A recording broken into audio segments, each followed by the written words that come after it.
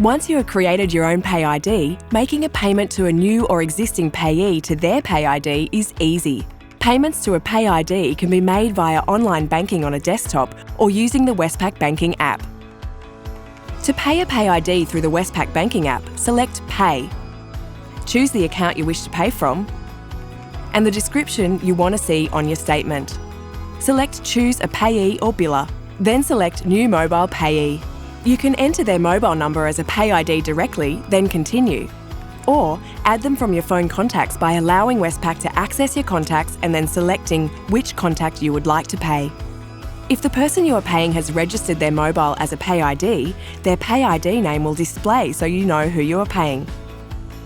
Add a fun or useful message of up to 280 characters to be seen by the payee. Then enter the amount you wish to pay. Finally, review the payment details. The OSCO logo confirms that the payment will be sent fast. Select Confirm. And that's it. Payments to a new payee may be delayed due to screening. Future payments to this payee should be received in less than a minute.